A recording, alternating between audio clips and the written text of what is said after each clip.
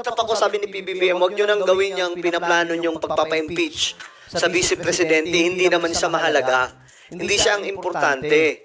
Maaantala yung mga project, maaantala kung ano man ang mga gagawin ng ating pamahalaan kung itutuloy nyo yan.